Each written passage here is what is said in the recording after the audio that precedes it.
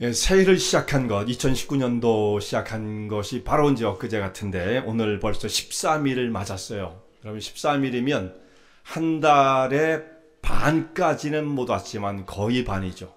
이렇게 시간이 빨리 지나가고 있습니다. 정말 쉴 새 없이 시간이 무서울 정도의 속도로, 저도 얼마 전에는까지만 해도 속도감을 못 느꼈는데 지금은 정말 속도감이 느껴질 만큼 세월이 빨리 갑니다. 벌써 한 달에 한 반 정도가 지나갔죠. 여러분 지금 어떤 소리가 안 들립니까? 무슨 소리가 들려요? 휙 소리 들리죠? 세월이 이렇게 휙 지나가는 정도로 빨리 지나가는 것처럼 느껴집니다. 그래서 우리가 정말 정신을 차리고 마음을 가다듬고 우리의 심령 속에 정말 대단한 각오가 없이는 이 세월, 그렇게 신속하게 흘러가는 세월 속에 아무것도 이루지 못한 채 휙 지나가다가, 얼마 전에 우리 송구영신 예배를 드리는데 또 송구영신 예배를 맞으면서 한 해 뭐 했나 하고 맞을 그 날이 곧 올 수가 있다 이 말씀이죠. 그래서 우리는 새해가 되어지면 정말 새로운 비상한 각오를 가지고 올 한 해 하나님께서 허락해 주신 이 은혜의 소중한 기회를 어떻게 사용하며 또 살아갈 것인가 라고 하는 자기의 생을 돌이켜보고 각오를 갖는 시간이 꼭 필요하죠. 계획을 세우지만 저는 그 계획이 이루어지지 않을 테니까 안 세워요, 이런 분들도 있더라고요. 그렇지만 새해가 됐을 때 혹시 안 이루어지더라도, 이루기 위해서 노력을 해야겠습니다만 안 이루어지더라도 한번 자기의 생애를 돌이켜보고 앞으로 주어진 이 한 해의 삶을 어떻게 살아갈 것인가 계획하는 것, 대단히 의미가 있는 시간이 되어지는 것입니다. 오늘 본문도 우리가 이 한 해를 맞는 것처럼 그 한 해의 단위는 아니지만 역사의 새로운 전환을 맞으면서 하나님께서 이스라엘 백성들에게, 특별히 이스라엘 백성들의 지도자인 여호수아에게 새로운 각오와 결단을 가지고 앞에 주어진 그들의 새로운 삶의 기회를 어떻게 살아갈 것인가, 새로운 결단과 비장한 각오가 필요하다는 것을 말씀하시는 장면입니다. 어떤 시기의 그 세월의 시기의 전환이 이루어졌습니까? 지금 이스라엘 백성들은 애굽에서 나온 출애굽의 역사가 이제 끝나가고 이제 가나안 땅, 하나님이 약속하신 그 가나안 땅을 발을 들여놓기 바로 직전 가운데 있었습니다. 그러니까 출애굽 역사가 종결되어지고 가나안 정복과 새로운 땅에 들어가서 정착하는 완전히 대비되어진 시기의 전환을 맞고 있었습니다. 이때가 이제 모세가 죽은 다음에요. 나의 종 모세가 죽었은즉 너는 이제 일어나서 이스라엘 백성들이 끌고 요단을 건너가서 그 땅을 정복하라 라고 하시는 하나님 말씀이 이 가운데에 주어지죠. 아주 의미 있는 시간이다 라는 말씀이에요. 여호수아는 이렇게 새로운 시대를 맞으면서 새로운 결단이 필요했던 것입니다. 중요한 메시지예요. 오늘 저희들도 마찬가지입니다. 새해를 맞으면서 그냥 지나가는 것이 아니라 올 하나님께서 허락해 주신 이 해를 어떻게 바라보고 우리의 삶을 이루어야 할 것인가, 그 방향을 새롭게 수정하고 잡아야 되는 중요한 시점이 되어진 것입니다. 매해마다 첫 번째 주 혹은 두 번째 주에 저는 여호수아 1장의 말씀을 설교하는 것이 가장 합당하다고 생각해요. 매번 그렇게 하면 또 여러분들이 맨날 똑같은 설교한다고 할까봐 그걸 못하지만 사실은 저는 이 본문이 가장 적합하다고 생각합니다. 그 매해는 못했죠. 제가 한 두 번, 세 번 정도는 이 본문의 말씀을 가지고 했던 것 같아요. 어프로치 방법은 달랐어도 그만큼 중요한 말씀이라고 생각이 되어집니다.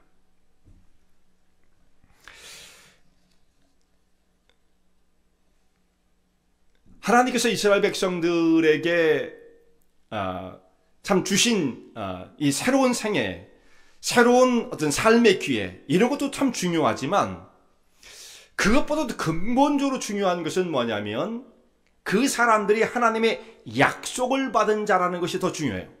자, 이것이 없으면 사람은 생애가 주어졌어도 2019년도 새롭게 밝았어요. 그래도 그게 무슨 의미인지 특별한 의미를 찾을 수가 없습니다. 어나더 이어일 뿐이에요. 그런데 하나님께서 우리에게 주신 약속의 말씀을 간직하고 있는 사람들은 그 해를 바라보는 것이 시각이 아주 다른 의미를 가지고 있습니다. 이스라엘 백성들은 하나님께 주신 약속을 받은 백성이었습니다. 이 약속은 무슨 약속이냐면 하나님께서 누누이 말씀하신 것이 있는데 이 땅을 너와 네 후손들에게 줄 것이다 라고 하는 가나안 땅을 약속하셨습니다. 이 약속이 언제부터 시작되어지냐면 하나님께서 아브라함을 불러내실 때부터 이 땅을 너에게 또 너희 후손들에게 주겠다라고 약속을 한 번만 하신 것이 아니라 계속 반복적으로 말씀을 하십니다. 창세기 13장에서도 롯이 떠나고 난 다음에 아브라함이 말씀하시기를 내가 일어나서 동서남북을 다 살펴봐라. 그때 가나안 땅에 빈들이 거할 때였어요. 그가 보이는 모든 땅, 먼 땅이 들어왔겠죠? 그때 하나님께서 이 보이는 땅을 너와 내 후손에게 영영토록 줄 것이다. 이렇게 약속을 하십니다. 또 지나가면 15장에 가서도 이 땅을 내 자손에게 너와 내 자손에게 영영토록 줄 것이다. 이 약속의 말씀을 계속 반복하십니다. 아브라함이 주셨던 말씀으로 끝나는 것이 아니에요. 이삭에도 똑같은 말씀을 주세요. 아직 문자 하나 토시도 안 틀립니다. 야곱에게도 마찬가지입니다. 야곱이 바다마람 외삼촌의 집으로 도망할 때에도 하나님께서 베델에 나타나서 그에게 이 누운 땅을 너와 내 후손에게 영영토록 주겠다. 이 땅에 대한 약속을 여러 번 말씀을 하십니다. 그리고 난 다음에 이 이스라엘 백성들이 애굽에 내려가서 종살이를 하게 되어지죠. 하나님께서 모세를 보내시면서 말씀하시기를 내가 가서 내 백성을 인도하여 너희 조상들에게 약속하신 그 약속의 땅으로 백성을 이끌어내라 라고 말씀하시는 거예요. 그러니까 이 출애굽의 역사는 갑자기 생긴 것이 아니고 하나님께서 오래전부터 약속하신 그 땅을 회복하는 역사였다라는 말씀입니다. 근데 여러분, 이 약속을 가진 것만으로 약속이 성취되어지는 것은 아닙니다. 자, 우리는 이렇게 생각할 수 있어요. 하나님께서 약속하셨은즉 그것은 반드시 이루어진다. 물론 그 믿음이 좋은 거예요. 그렇다면 그 믿음을 가진 사람이라면 반드시 그 역사가 이루어지기 위하여 하나님의 역사의 부르심 가운데 동참해야 합니다. 하나님께서 이루실 거니까 우리는 그냥 두 팔 놓고 있어도 다 하나님이 알아서 다 하실 거야. 이건 믿음이 아닌 거예요. 그리고 또한 그런 일은 절대로 일어나지 않습니다. 그건 믿음이 좋은 거 아니에요. 그건 뭔가 잘못 생각하고 있는 것이죠. 우상 숭배자들은 그렇게 생각할지 모르지만 역사의 주관자이신 하나님의 백성들은 절대로 하나님께서 약속하신 바를 이루시는 방법을 그렇게 생각하면 안 됩니다. 하나님께서는 하나님의 백성들을 부르셔서 그 약속을 주시고 약속을 심령 속에 간직한 사람들이 그 약속을 믿고 믿음 가운데 거하며 하나님의 부르심 가운데 응답하는 이 응답의 역사를 통해서 약속이 성취되어지게 만드신다라는 말씀이에요. 근데 여기에 백성들의 헌신과 결단이 필요한 거예요. 하나님이 약속하시면 반드시 이루어진다. 그 믿는 믿음은 참으로 좋지만 거기에서 멈추면 안 됩니다. 하나님의 부르심 가운데에 응답해야 한다라는 말씀이죠. 그래서 하나님께서 이 약속을 이루시기 위하여 모세를 부르셨고 또 여호수아를 불러 이 사명을 맡기시는 거예요. 여호수아는 하나님께로부터 받은 그 사명을 이루기 위하여 백성들을 이끌고 요단강을 직접 건너가야 합니다. 요단강을 건너가죠. 그리고 그 땅에 들어가서 성이 견고한 여리고성부터 먼저 깨트리기 시작하는 거예요. 물론 그때 하나님이 살아계심을 전적으로 보여주시죠. 그 다음부터 아이성, 그 다음부터 다른 성들을 하나씩 격파해 나감으로써 정복해 감으로써 하나님의 약속이 이루어지게 하는 것입니다. 이 백성이 가나안 땅에 딱 도착했더니 아무도 없는 빈 공간이었더라. 그냥 들어가서 집 짓고 살면 되더라. 그런 역사는 없습니다. 하나님의 약속이 이루어지기 위하여 그 뜻을 성취하기 위해 성도들은 여기 있었던 특별히 이스라엘 백성들은 그야말로 목숨을 걸고 피 흘리기까지 싸워야만 했던 것입니다. 그런데 이 싸움의 승리를 위해서는 반드시 하나님의 약속을 가슴에 간직하는 것이 필요해요. 약속의 말씀을 붙잡는 것, 이것이 바로 믿음이에요. 하나님께서 약속하셨다. 우리와 함께 계실 것이다. 이건 우리에게 주어진 땅이다. 그 약속의 말씀을 믿는 것, 이게 바로 믿음이죠. 이것이 바로 성도들의 삶의 방향을 정해줍니다. 그 무슨 뜻이냐면 이스라엘 백성들은 어디로 가야 할까? 딱 정해져 있었어요. 가나안 땅을 향해서 가서 그 땅을 정복하고 그 땅에 뿌리를 내리고 이스라엘 백성을 이루어서 그들을 통하여 이루시길 원하신 하나님의 거룩한 구원의 역사를 이루어 나가는 것이 그들에게 주어진 사명입니다. 자, 이 하나님의 약속을 바라보지 못하는 사람들은 방향이 없는 삶이 되어지고 마는 거죠. 오늘도 우리를 불러주셨다고 하는, 오늘 개개인에게 맡기신 하나님의 사명과 뜻을 우리가 모른다고 한다면 오늘은 방향이 없는 인생이 되어버리고 마는 거예요. 곧 믿음이 없는 사람들은 오늘도 어디로 가야 할지, 내 삶의 의미가 무엇인지를 찾을 길이 없습니다. 그러면 어떻게 살겠어요? 사람이 살아가는 모습 어떻겠습니까? 결국은 이 땅에 무엇을 위한 목적인지 알지 못한 채 하루하루 그저 먹고 사는 거예요. 하루 세끼 밥 먹고 살면 끝이에요. 근데 참 불행하게도 그 정도의 삶은 사람만 그렇게 사는 건 아니더라고요. 이 땅에 생존하는 모든 것들도, 동물들도요, 밥 세 끼까지 먹는지는 모르겠지만 다 먹고 사는 겁니다. 무엇을 위한 삶인지 알지 못한 채 그냥 먹고 사는 거예요. 그냥 믿음을 가졌다는 것은 이토록 중요한 거예요.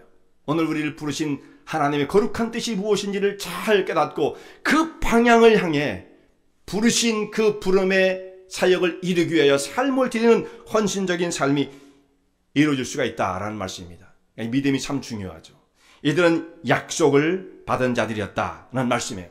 이스라엘 백성들이 가나안 땅을 약속하신 하나님 약속을 받고 있었다고 한다면 오늘 우리들에게 약속하신 말은 무엇이겠습니까? 우리는 하나님은 나에게 무슨 약속을 주셨나? 다 개개인마다 다를 수는 있어요. 개개인마다. 그러나 우리가 일반적으로 모든 성도에게 적용해 볼 수 있는 것은 이렇게 말할 수 있죠. 이 땅에 하나님 백성으로 부름을 받은 자들은 세상의 질서 가운데 굴복하지 아니하고 오히려 그것을 맞서 싸우며 믿음을 지키고 주님과 함께 동행하다가, 일반적으로 말한다면 그럼 마침내 하나님이 예비하신 그 영원한 본향을 향해서 가는 자들이다. 이것은 모든 사람에게 다 적용될 수 있는 말씀이죠. 우리는 바로 하나님의 거룩한 백성으로 부름을 받은 백성으로서 이 세상의 질서에 굴복하지 않고 가나안 땅을 정복하기 위해서 그들과 싸워야 했던 이스라엘 백성들처럼 우리도 이 땅에 하나님을 반하는 세상의 질서와 그 세력, 죄악의 세력 가운데 맞서 싸우며 마침내 성취되어질 하나님 나라를 바라보는 것이 성도들의 믿음의 길이다라는 말씀이에요. 여러분, 우리가 예수 믿으면 다 천국 간다고 생각을 하죠. 맞죠. 당연히 그렇게 돼야죠. 그냥 예수를 믿는다는 게 뭐예요? 예수를 믿는다는 것, 그 약속이 성취되도록 믿는다는 것은 무엇을 의미하느냐?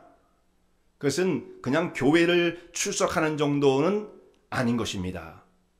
반드시 그것은 필연이에요.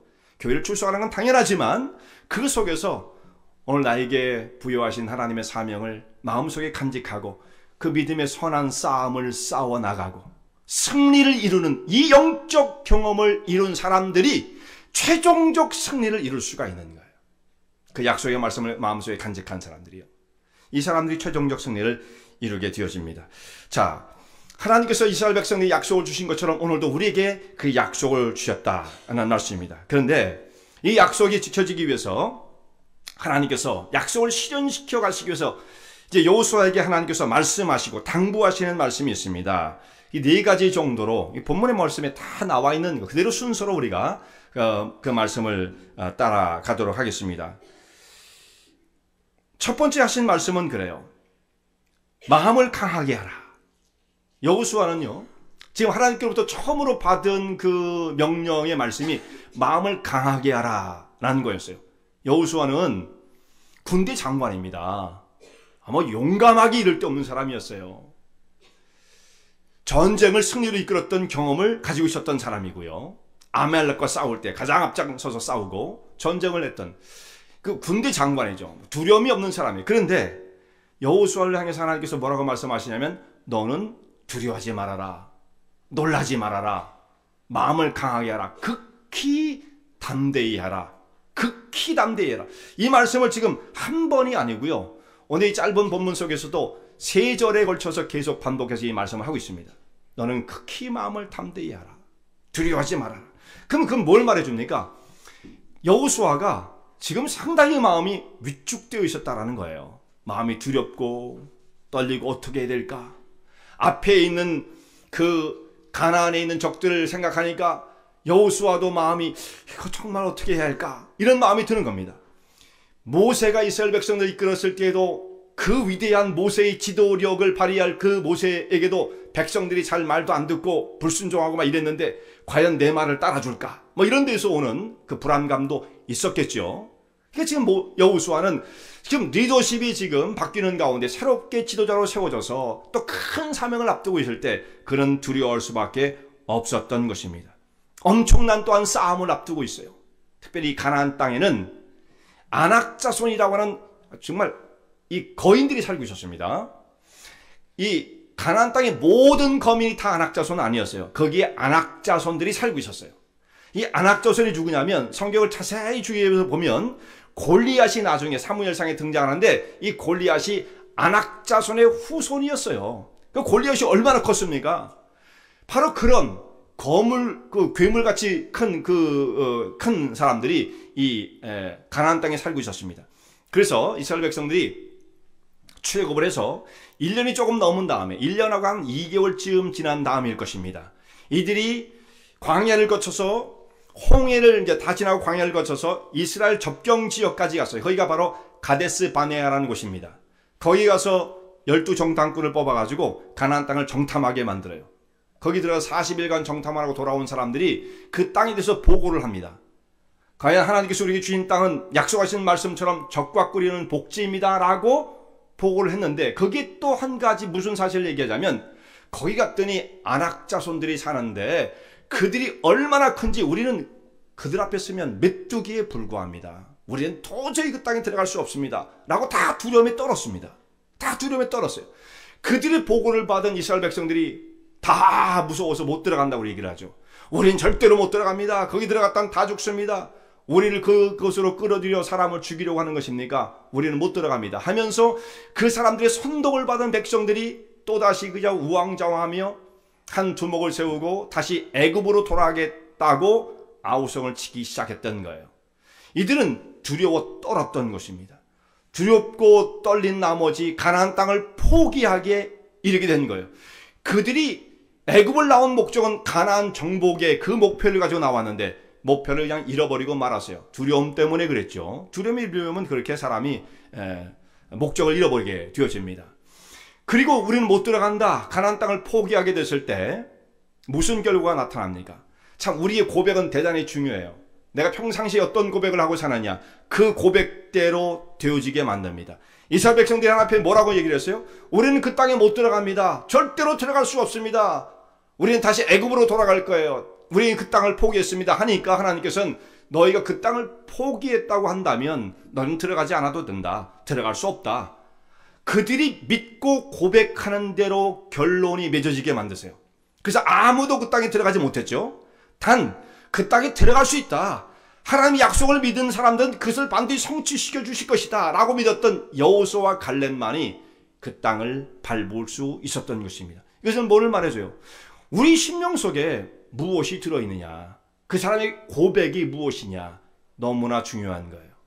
하나님께서는 그 사람의 고백대로 믿음대로 신앙대로 결실을 맺게 하시는 분이시다 라는 말씀입니다. 그래서 사람이 앞에 있는 어떤 문제를 놓고 겁에 질려서 그걸 포기하게 되었지만 아무것도 이룰 수가 없어요. 먼저 우리 사랑하는 믿음의 백성들이 이 땅에 살면서 세상이 얼마나 거칠고 험악합니까? 그런 가운데 마음의 품기를 세상은 너무나 힘들고 고통스럽기 때문에 믿음으로 산다는 건 거의 불가능해요 라고 만약에 말을 한다면 그 사람은 믿음을 포기한 사람이에요. 자기의 의사표현을 한 거예요. 저는 믿음으로 살 수가 없어요 라고 포기를 한 겁니다. 그러니까 지금 우리가 갖고 있는 이 마음의 자세가 너무너무 중요한 거예요. 그러니까 하나님께서 여호수아에게 너는 마음을 강하게 해야 돼. 두려우면 안 돼. 결전의 의지를 다져야 돼. 한판 큰 싸움을 벌일 각오를 하고 두려워하지 말아라 라고 말씀을 하시는 거예요. 만약 우리가 여기서 두려워서 세상을 바라보고 우리가 어떻게 여기서 연약한 모습을 가지고 믿음을 지켜요? 그 사람은 안 지키기가 지금 스스로 고백을 하는 거죠. 믿음으로 안 살 거예요 저는요. 세상하고 적당히 타협하며 살 거예요. 이렇게 말을 하는 사람들입니다. 그런 사람은 이미 진 것이나 다름이 없어요. 싸우려고 하는 의지가 없는 사람들은 이미 항복을 한 것입니다. 이 세상을 바라보시면서 여러분들은 어떤 마음을 갖습니까? 정말 하나님의 거룩한 백성으로 부름을 받은 우리들이 힘들고 고통스럽지만 피 흘리기까지 믿음을 지키며 이 믿음의 영적인 싸움을 싸우겠다고 하는 결전의 의지가 불타오르지 못한다고 한다면 이미 우리는 진 거예요. 진 사람은 어떻게 됩니까? 진 자는 이긴 자의 종이 되어지는 거예요. 결국은 세상의 종으로 사는 거예요. 그리고 그 사람이 교회를 나오죠. 물론 신앙생활 할 수 있어요. 뭐 성도고 집사님이 될 수도 있고 직분이 뭐 이렇게 중요한 거겠습니까? 몇십 년 동안 신앙생활을 할 수가 있죠. 그러나 여기서 승리해본 경험이 없는 사람들은 마지막 최종적 그 영광스러운 승리도 보장될 수 없는 거예요. 여기서는 뻔뻔히 쳤는데 그래도 마지막에 가니까 천군이 있더라. 그런 게 어디 있어요? 여러분 그렇게 생각하세요? 그건 믿음을 포기한 사람들입니다. 있을 수가 없는 거죠. 여기서 싸움에 그 싸움을 두려움이 없이 어떤 결전의 의지를 가지고 있느냐, 이것이 중요해요. 우리 출애굽기의 말씀을 쭉 공부하면서 이런 말씀을 드렸어요. 종들은 싸우지 않는다. 종들은 전쟁을 하지 않아요. 전쟁을 시키지도 않아요. 종들은. 노예들은 전쟁터에 절대로 나가면 안 됩니다. 주인들이 절대로 노예는 전쟁터로 보내질 않아요. 누가 싸우느냐? 자유자만 싸우는 거예요. 지킬 것이 있는 사람들만 싸우는 겁니다. 하나님의 거룩한 백성으로 부름을 받은 하나님의 자녀로 자유인으로 부름을 받은 백성들이 지켜야 할 고상한 것, 소중한 것이 있기 때문에 그 목숨을 걸고 싸우는 거예요. 세상이 종이 됐어요. 싸울 게 뭐 있어요? 지킬 게 뭐 있어요? 이미 항복을 하고 말았는데요. 그렇다고 한다면 그런 삶을 여전히 살아간다면 어찌 되겠는가? 여러분 이스라엘 백성이 가나안 땅에 들어가지 못하고 저 못 들어가요 무서워요 했다고 한다면 그 가나안 땅을 차지할 수 있었겠습니까? 의지가 있어야 한다 라는 말씀이에요. 이 전쟁에 참여하지 않고 영적인 신령한 싸움을 싸우지 않으면 어떤 싸움을 싸우느냐? 다른 데 가서 싸우는 거예요. 다른 데 가서. 네? 다른 옆에 있는 사람들하고 싸우고 말이죠. 부부싸움하고 이러는 거예요. 우리 영적인 전쟁을 앞두고 있는 사람들이 적을 제대로 봐야 할 텐데 이 적의 그 타겟을 잃어버리면 방향이 바뀌어지게 된다는 말씀입니다. 홍해를 건넌 다음 이스라엘 백성들 애굽을 나온 다음에 하나님께서 광야를 거쳐가는 가운데 아말렉과 큰 싸움을 벌이게 하시죠. 거기서 가르쳐 주신 바가 그거예요. 너희 이제 자유인이 되었다. 하나님 백성이 되었다. 그들은 싸우는 자들이다. 악과 더불어 아말렉과 더불어 대대로 싸울 수밖에 없는 자들이다. 불의한 세상과 맞서 사탄의 권세에 맞서 싸우는 자들이다. 근데 여기에 반드시 영적인 담대함이 필요한 거예요. 처음부터 포기한 사람은 싸움에 의지가 없는 사람은 싸울 수가 없는 거죠. 그래서 강하고 담대하라 말씀을 하시는 것입니다. 우리가 여기서 세상에서 어떤 자세를 지금 잡고 있느냐가 대단히 중요한 거예요. 처음부터 포기하면 절대 싸우지 않죠. 그런 사람은 평안한지는 모르지만 그 하루하루의 삶이 영적인 생명과는 관계없는 길을 걸어가는 것이다 라는 말씀입니다. 두 번째 하나님께서 이 영적인 싸움에 승리하기 위해서 말씀하시는 바가 내 율법책을 내 입에서 떠나지 말게 하라 라고 말씀을 하시는 겁니다. 자, 영적인 싸움을 싸울 때 힘이 있어야 되지 않겠습니까? 능력이 있어야 돼요. 힘이 떨어지고 무기력해지면 싸울 수 없습니다. 전쟁에 나가는 군인들은 잘 먹이죠. 잘 먹어야 싸울 수가 있어요. 그러니까 군량이 굉장히 중요한 거예요. 군량이 떨어졌다? 전쟁 못하는 거죠. 우리가 영적인 싸움을 싸우기 위해서는 영적인 양식은 하나님 말씀입니다. 하나님 말씀을 어떻게 먹느냐? 날마다 이 하나님의 율법책을 내 입에서 떠나게 하지 말아라 라고 말씀을 하세요. 이 말씀이 우리의 삶 속에서 멀어지는 순간 영적인 군사로서의 힘이 다 빠져나가는 거예요. 싸울 기력이 없는 것입니다. 하나님께서 여호수아에게 이 율법책을 내 입에서 떠나지 말게 하라 라고 말씀을 하고 계시는 겁니다. 자, 우리가 1년에 성도들이 주로 다 계획을 하기는 1년에 한 번 정도 우리가 성경을 읽어야겠다라고 하는 계획을 갖게 되어지죠. 근데 이것을 성공하시는 분들은 그렇게 많은 숫자는 아니라고 생각합니다. 물론 매마다 어떤 분은 1독은 뭐 그 정도는 기본이고 난 성경을 한 2번 정도는 뭐 읽고 있으면 이런 분들도 계신다는 걸 저는 알고 있어요. 근데 그런 분들은 참 너무 잘하는 거고요. 계속 그렇게 가시길 바랍니다. 그런데 1월 달에 내가 성경을 한번 읽겠다라고 생각을 하고 계획을 했어도 가다 보면 얼마 가지 않아서 쉽게 포기하는 분들이 나타나더라 이 말씀이에요. 그러니까 이 율법주의 하나님 말씀을 가까이 입에 떠나지 않게 하는 것은 말씀을 늘 접촉하며 그 말씀과 함께 더불어 살아가기 위한 삶의 모습이에요. 이게 떠나가면 멀어지면 힘을 잃게 되어지는 것입니다. 근데 우리 제가 한 가지 예를 들으면 육셀 그룹원들이요, 그냥 의지를 가지고 한번 성경을 읽어보겠습니다 하고 시작을 했는데, 예, 또 한 두 주 가면 흐지부지 그렇게 말더라고요. 이게 끝까지 가는 사람이 별로 없어요. 이제 로마서도 읽고 물론 이제 많이 갔어요. 근데 어디 갔어요? 어디 가서 멈췄습니까? 사도행전 한 15장 갔나요? 그러니 딱 멈추더라고요. 그래서 이게 참 쉽지가 않구나 라는 생각을 하게 되어집니다. 여러분, 1년에 우리가 성경을 한 번 정도 읽는 것은 정말 진지한 인내, 집중력이 없이는 이것을 이루기가 쉽지가 않습니다. 그런데 시간으로 환산하면 그렇게 어렵고 힘든 것도 아니에요. 성경을 제가 이게 쭉 조사를 해봤어요. 빨리 읽는 사람들은 이게 성경을 얼마 정도면 한 일독을 할 것 같아요. 몇 시간 정도면 일독을 할 것 같아요. 빨리 읽는 사람. 어떨 것 같아요? 오태정 집사님. 한 몇 시간 걸릴 것 같아요? 개수를 해보세요. 몇 시간? 8시간 이걸 다 읽어요? 예. 그런 분이 있다고 하더라고요. 어디서 좀 정보를 들으셨는지 모르겠는데 어떤 분은 7시간에 다 읽는다고 그러더라고요. 7시간에. 그건 좀 너무 빨리 읽는 것 같고요. 제가 볼 땐.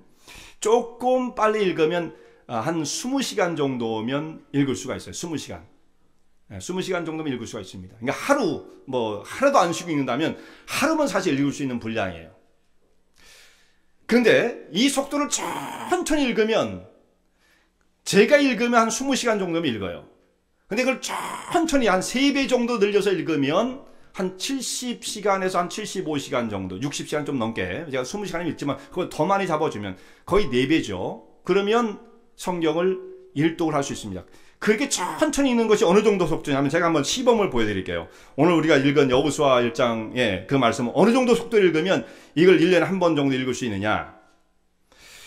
이렇게 제가 3절부터 한번 읽어볼게요.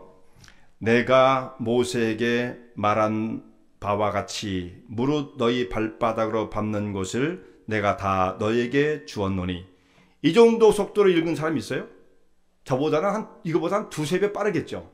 요 정도로 읽어도 하루에 12분 정도면 일독을 합니다. 그러니까 시간이 없어서 성경을 못 읽는다는 것은 그건 말이 안 되는 말씀이에요. 이렇게 천천히 읽어도 12분에서 15분 사이 12분 정도면 충분히 다 읽어요. 이렇게 천천히 읽어도. 그러니까 조금 속도가 붙으면 두루 읽잖아요. 그러면 하루에 사실상 한 4~5분 정도면 시간이 남을 정도죠. 한 번 읽는 정도는. 그 정도로 사실 그것은 어려운 것이 아니다라는 말씀입니다.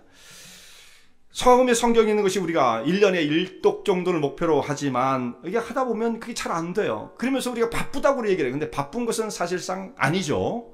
그냥 여기에 마음이 떠난 것뿐이에요. 아무리 바빠도 여러분 하루에 부스러지는 시간만 사용해도 하루에 얼마나 많은 시간이 있습니까? 얼마나 많은 시간이 있어요. 여러분 식사하고 잠깐 쉬는 시간 혹은 아침에 일어나서 조금 뭘 준비하는 시간에 좀 짬이 났을 때 이런 그 시간만 따져도 하루에 몇십 분, 1시간 될 수가 있어요. 여러분 어떤 사람은 새벽에 일어나자마자 바로 씻자마자 직장으로 바로 직행을 해서 눈코 뜰 새 없이 일을 하고 바로 집으로 돌아와서 밥 먹고 바로 씻고 잔다. 나는 1분도 없어요. 이런 분 계세요? 물론 없죠. 살 수가 없죠. 그런 분들은요. 아무리 바쁘다고 그래도 전화기 가지고 볼 거 다 봐야 되고 메시지 다 체크해야 되고 세상 돌아가는 거 신문 다 봐야 돼. 신문 한 10분 20분씩 안 읽는 사람이 어디 있어요. 유튜브 한번 키면 그렇잖아요 여러분들. 그러니까 그렇게 시간이 없다는 것은 사실 핑계에 불과한 것입니다. 얼마든 시간을 내려고 하면 12분 정도 못 낼 사람은 아무도 없다라는 말씀이죠.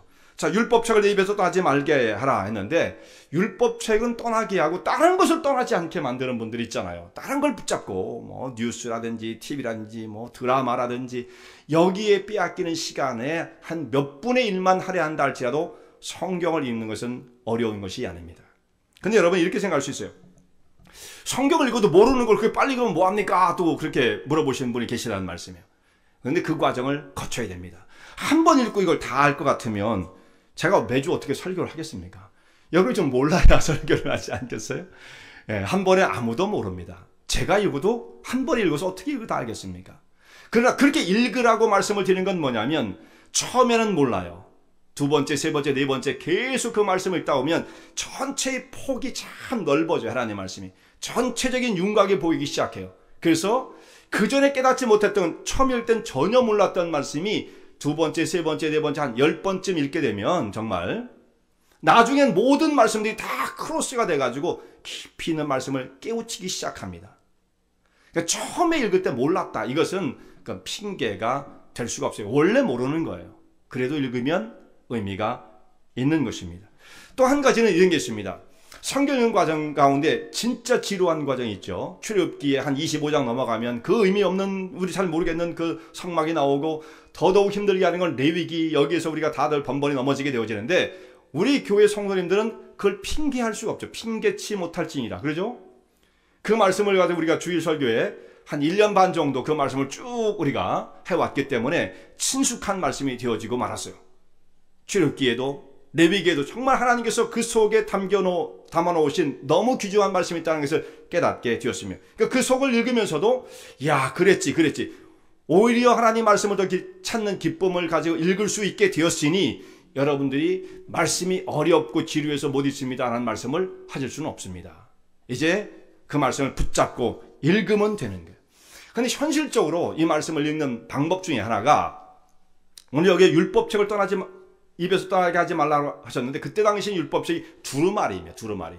이건 아무나 다 갖고 있는 것도 아니었어요. 사실은. 지금은 얼마나 가지고 다니기도 좋고 이게 펼치기도 편합니까? 아무데나 펼치면 그냥 나오는 거죠. 그 당시엔 두루마리긴 처음부터 다 펴야 되는 거예요. 어느 한 곳을 찾으려면 참 어렵죠.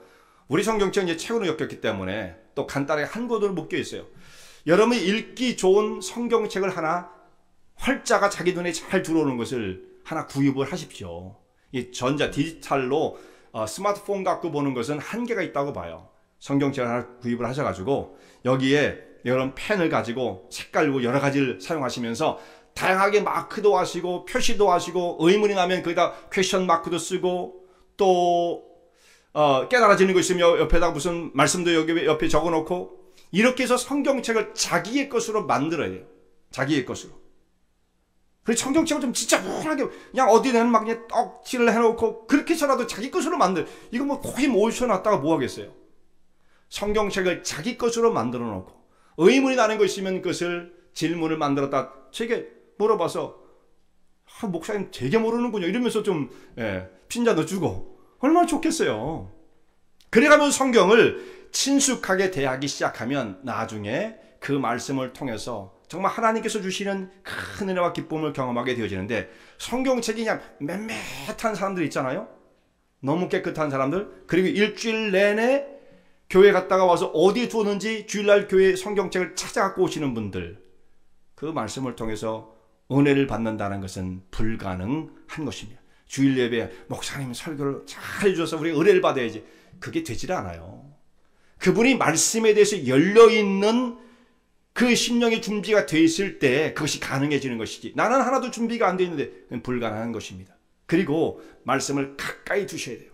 하나님 성경책을 식탁에도 두었다가 또 그걸 들고 올라가서 침대 옆에도 두었다가 계속 들고 다니면서 책상에 두었다가 가까이에 성경책을 두고 시간 날 때마다 성경책을 펼쳐 있는 습관을 갖는다면 1년에 1독은 아무것도 아니고요. 2독도 3독도 얼마든지 할 수가 있는 것이고 그렇게 하다 보면 우리 하나님 말씀에 점점 친근함을 경험하게 되어지는 것입니다.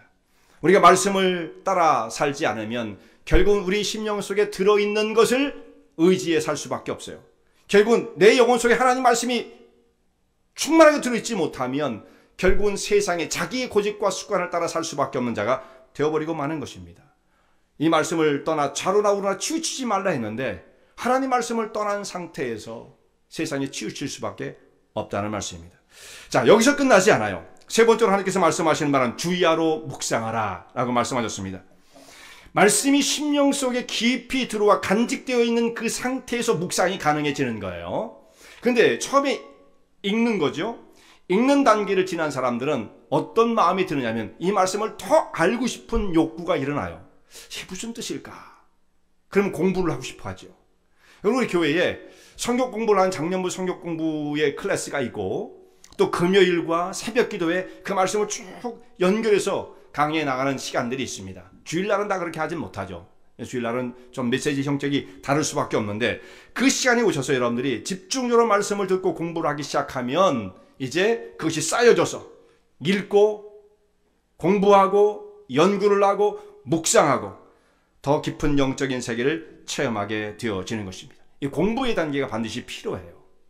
하나님 말씀 그렇게 간단하게 우리에게 쉽게 이해할 수 있을 정도의 단계의 말씀은 아닙니다. 몇천 년 전 말씀이고 우리와 컨텍스트가 다르기 때문에 그 배경과 이런 말씀이 어떻게 연결되어지는지를 공부하는 것 대단히 은혜가 있어요. 이 과정을 한 2, 3년 정도만 착실하게 지낸다면 말씀에 대해 눈이 확 열릴 거예요. 시간을 좀 여러분 투자를 하셔야 됩니다. 그 하나님 말씀을 깨닫게 될 때 마음속에 밀려오는 그 기쁨과 감사는 어떤 것도 비교할 수 없습니다. 공자가 이런 얘기를 했어요. 공자가 아침에 도를 듣고 그 도를 깨닫게 되어지면 저녁에 죽어도 좋다. 공자가 그런 말을 했습니다. 근데 공자가 깨닫던 것이 무엇입니까? 공자는 사후세계가 어떻게 되는지도 모른다고 얘기를 했습니다. 내가 이 땅의 삶도 다 모르는데 뭐 죽고 나면 어떻게 알겠느냐, 이런 사람이에요. 아주 굉장히 현실적인 사람이고요. 그가 깨달았던 것, 도를 깨우치면 저녁에 죽어도 좋다는 그가 말하는 도라는 건 뭐겠어요? 일반적인 철학적 어떤 그 가르침이죠. 그 정도만 깨달아도 내가 죽어도 여한이 없다라고 했는데 하나님 말씀을 우리가 깨닫게 되어지고 그 말씀을 통해서 기쁨과 은혜를 경험한다면 그야말로 비교할 수 없는 차원이 다른 기쁨을 경험하게 되어지는 것입니다. 정말 우리의 영혼이 풍요롭게 되어지는 거예요. 묵상의 단계, 얼마나 능력이 있는 삶을 이뤄갈 수가 있겠습니까? 그 다음에 주어진 말씀이 이 말씀을 다 지켜 행하라. 네 번째 하신 말씀입니다. 다 지켜 행하라. 하나님 말씀을 많이 아는 것과 지키는 것은 사실상은 좀 다릅니다. 알고 있다고 다 지키는 건 아니에요. 그런 사람들도 얼마든지 있을 수가 있습니다. 그런데 연관이 또한 깊어요. 왜 그러냐면 모르면 어떻게 지키겠어요? 말씀을 떠나 살고 하나님의 말씀과 관계없는 사람이 어떻게 또한 지킬 수가 있겠습니까? 그러니까 결국은 이 말씀을 지키기 위해서는 말씀을 많이 알아야 되고 그것을 많이 아는 양적인 것만이 아니라 그 속에 이 하나님의 말씀의 압력이 높아져야 돼요. 내 심령 속에 말씀이 나의 삶을 푸시하는 이 압력을 느낄 수 있어야 돼요. 그러면 자연히 하나님 말씀을 더 순조롭게 수행해 나갈 수가 있는 것입니다. 그 레벨이 떨어지면 힘들어져요. 내 생각과 고집과 과거의 습관들이 나오게 되어지는 것이고 하나님 말씀이 우리 속에 심령에 충만해서 이 압력이 높아지면, 레벨이 높아지면 우리 삶을 인도하고 간섭하게 되어지는 것입니다. 그러니까 좋은 것은 우리 하나님 말씀을 떠나게 되어지면 말씀이 있을 때 그 말씀을 떠나 있게 되면 마음에 괴로움이 오는 거예요. 내 말씀을 순종을 해야 되는데 이것조차 없는 사람들은 그 사람이 어떤 아무것도 느끼지 못하는 사람이죠. 말씀으로 충만케 되어진 사람, 늘 하나님 말씀을 따라 살게 되겠지만 혹시 곁길로 가야 될 때 마음에 큰 부담과 무거움을 가지고 고민하게 되어지는 거예요. 어떤 사람들은 고민이 없습니다. 세상으로 아무리 가도 고민이 안 되는 거예요. 그 왜 그래요? 내 속의 중심은 변함이 없으니까. 그냥 내 생각과 원하는 대로만 삶을 살았는데 아무런 꺼리낌이 없으니까. 말씀이 그를 간섭하지 못하기 때문에 고민이 없는 거예요. 이 말씀을 다 지켜 행하라 라고 말씀하시는데 예수님께 이렇게 말씀하십니다. 너희가 내 안에 거하고 내 말이 너희 안에 거하면 무엇이든지 원하는 대로 구하라 그리하면 이루리라. 예수님 약속의 말씀입니다. 그런 사람들은 풍성한 영적인 열매를 맺으며 살아가는 자들이 되어진다라는 말씀이죠. 예수님의 말씀의 표현이에요. 요한복음 15장에 있는 말씀이죠. 오늘 여호수아에 있는 이 말씀은 표현은 다르지만 똑같습니다. 사실은 어떻게 되어 있습니까? 이 말씀을 주야로 묵상, 네 입에서 떠나지 말게 하고 주야로 묵상하고 그 말씀을 다 지켜해라. 말씀 가운데 거하는 삶이죠. 그리하면 내 길이 평탄하게 될 것이요. 내가 형통하게 될 것이다. 우리 한 해의 삶이 얼마나 밀도 있는 중량감이 나가는, 무게감이 나가는 삶을 살아갈 수가 있겠습니까? 하나님께서는 우리에게 모든 자원, 활용할 수 있는 자원을 다 주셨어요.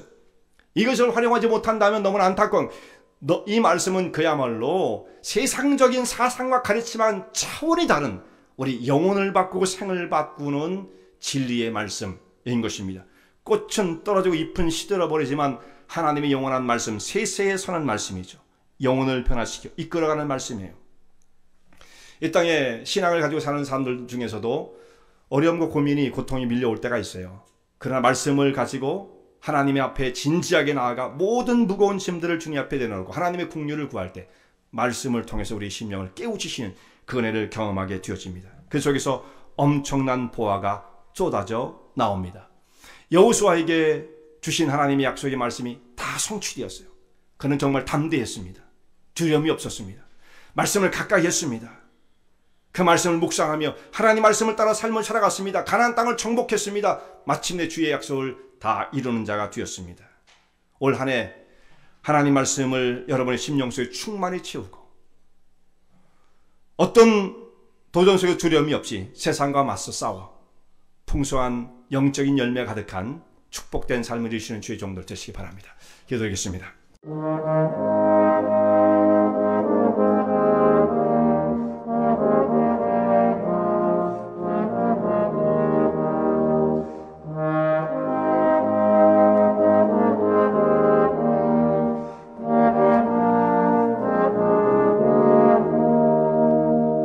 이 설교 말씀을 듣고 신앙 상담을 원하시는 분들은 847-962-4412번으로 전화 주시기 바라며 은혜와 진리 장로교회는 230 US 하이웨이 45번 인디언 크릭 일리노이 60061에 위치하고 있습니다. 주일 1부 예배가 아침 8시, 2부 예배가 11시에 있으며 새벽 기도가 매주 화요일부터 토요일까지 오전 6시에 있습니다.